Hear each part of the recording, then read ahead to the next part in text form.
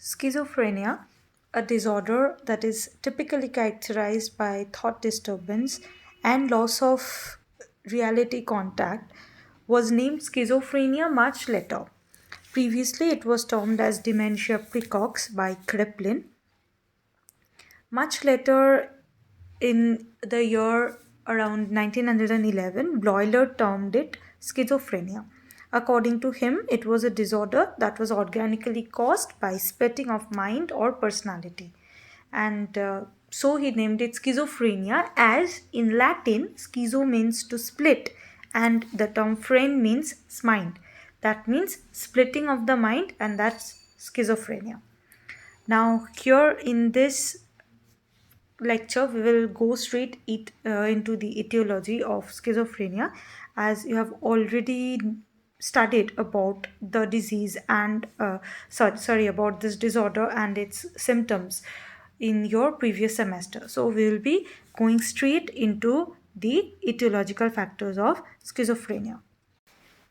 There are obviously various etiological factors acting at its backdrop, and we will be starting our discussion with the biological factor.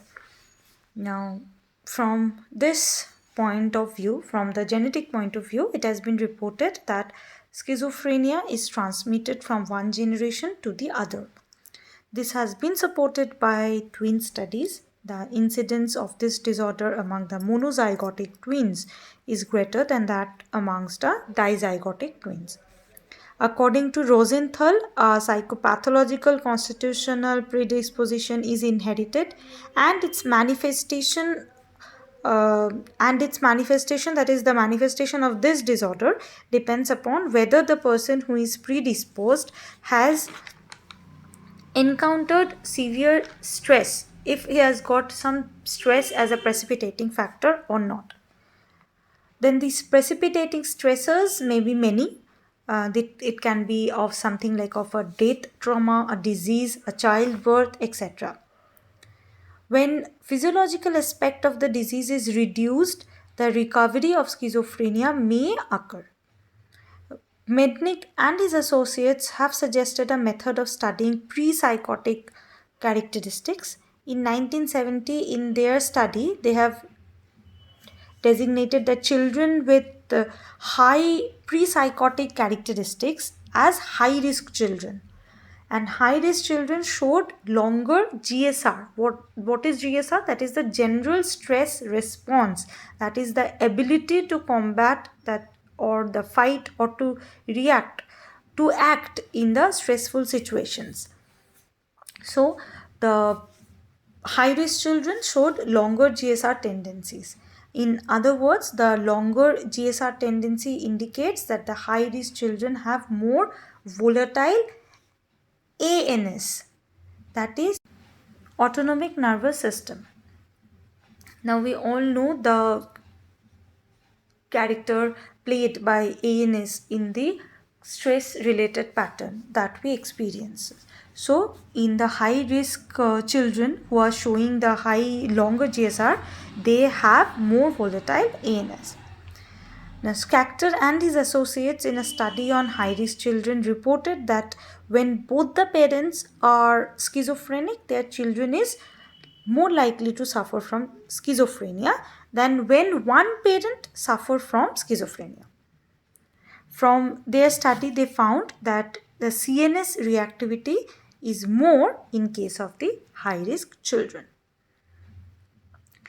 So, in the biological viewpoint, in the twin studies also and in the other supporting studies, we have found that obviously biological factors play important role in development of schizophrenia.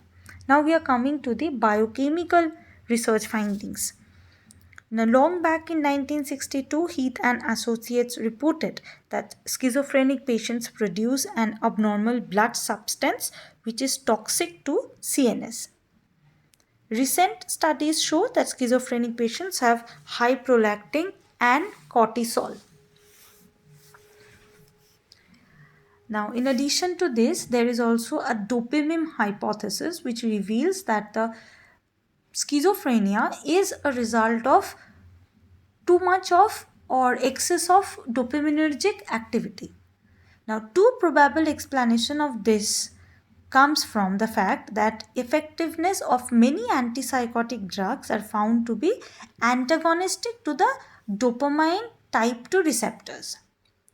And secondly, many dopamine triggering drugs like cocaine or amphetamine produce similar psychotic symptoms like that of schizophrenia. So, dopamine might be might play a role in the development of schizophrenia. Next, the serotonin excess has also been found to increase both the positive and negative symptoms of schizophrenia.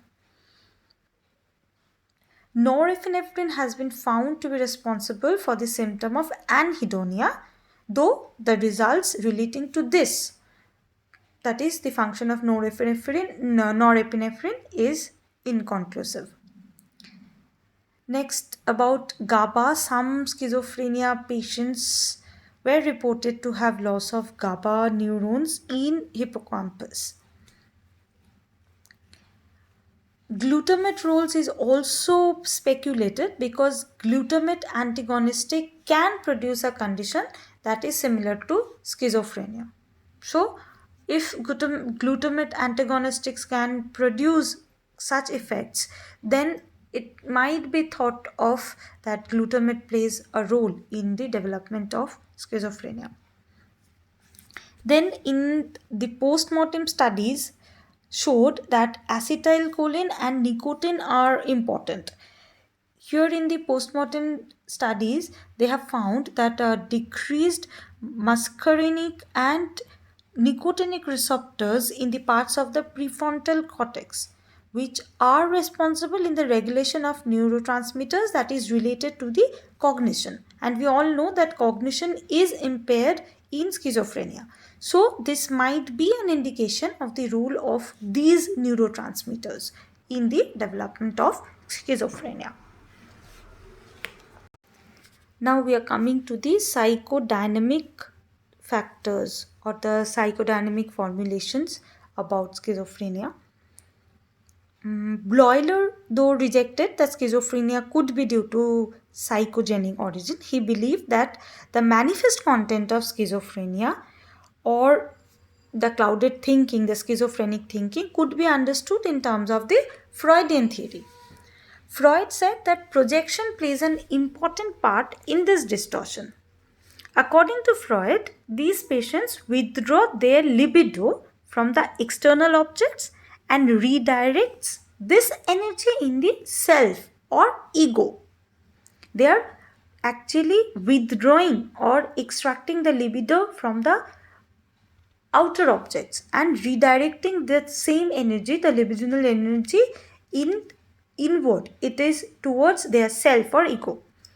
According to Sullivan, schizophrenia is an indirect result of family or interpersonal interaction between the children and his parent. Especially important is the anxiety which the child picks up from his mother. He wants to avoid the situations that cause anxiety, but such avoidance prohibits the establishment of the interpersonal relationship. Remember, when we are studying about neuroticism, we told that neurotic parents generally they pose neurotic models for their children. So generally the anxiety the child pick up from their parents only. Many of the times you'll notice ki if the mother or the father is fearful about some object like dogs or cockroaches or lizard, generally the same type of fear pattern is picked up by the child also. So any kind of anxiety, this type of anxiety generally is picked up by the child from the parent models. And in such a way, obviously they want to avoid such situations, that anxiety provoking situations, and in doing so they generally have a problem in this interpersonal relationship. Thus this person resort to the personal interpretation of reality, that is he distort the reality to his own perception, how he perceived the situation, how that situation producing anxiety, it is according to his own perception, And this type of distortion of reality is called parataxic distortion. Now, this parataxic distortion is common in schizophrenia. Then in childhood interpersonal interaction also, it plays a very significant role in the development of identity. The childhood experiences of abandonment leads to the absence of identity, and the person does not find his own existence. Thus, disturbed interpersonal interactions does not allow adequate interpersonal communication, which the child needs to have.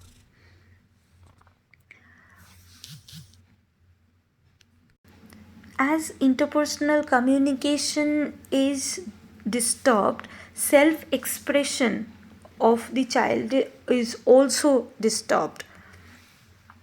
If childhood identity is defective, then the child starts feeling that I am not liked by others. I would like to stay away from people and get along myself. Why? Because I'm not loved, because I'm not liked. So if I feel that I'm not loved, I'm not liked, so I will resort to myself and I'll withdraw from others. Thus, his wanted inclusion needs might lead to the social abandonment. That is, I want to be liked by others, but as I'm not being liked by others and loved by others, I'm getting back to myself to get that liking, or to stay away from that anxiety that is caused by feeling I'm not being loved. Feeling of not being a loved child gives me anxiety, and I want to stay away from the anxiety, and for that I'm resorting back to myself. So the need for being included is actually getting manifested, or it is leading to that social abandonment. Now, in a study on 30 male schizophrenic patients, it was found that compared to normal controls or the normal population, schizophrenic patients have a greater need to establish and maintain satisfactory relationship with people. They have strong need for inclusion, that is belongingness. Also, they have significantly greater need for expressed control than normal people. They have a constant striving to exercise their control over others. That I've already said, because that need is actually being thwarted. Or in the paradoxical distortion, the reality might not be like that, but it is perceived that way. I am the need to be loved, and as I am loving someone, people will understand me, will regard my words or what I want. That things, that is the need to control others, need to have that kind of relationship with others, is more in these people, as those needs are actually thwarted in the schizophrenic patients. Now, we are coming to the behavioral theories. Now, these theories suggest that people who develop schizophrenia picks up that pattern of irrational reaction and the ways of thinking from the parents having emotional problems.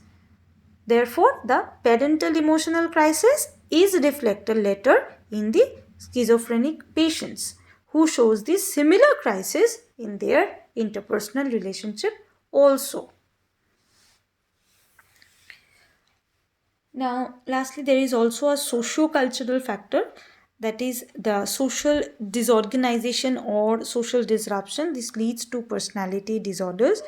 Chaos created by the social changes might cause psychopathology. More number of such patients are found in the socially disorganized regions.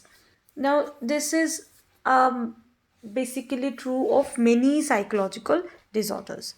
Then, sociologists are of opinion that social isolation is also a cause of schizophrenia. So, with this, we are coming to the end of the etiological factors of schizophrenia. Now, talking about the treatment. Now, treatment of schizophrenia, it includes pharmacology and use of some therapy. Pharmacology is the use of the drugs. several drugs that control the symptoms and stabilize the neurotransmitter effects. And secondly, in some cases, ECT or electroconvulsive therapy may be applied. That is true if it's seriously needed, because it's generally not applied. And then there are various kind of therapies like family therapy, cognitive behavior therapy, art therapy, or social skill training activities, etc. And like this, these things are applied to improve the relationship pattern and address the emotional crisis by fine tuning the thought patterns of the patients. So these are some of the treatment uh, ways of treating the schizophrenic patients. So, with this, we have actually completed the etiological factors and the treatment of schizophrenia. Now, if you have any doubts or any questions, then you can obviously write to me, or you can ask me in my doubt clearing class. Thank you, class.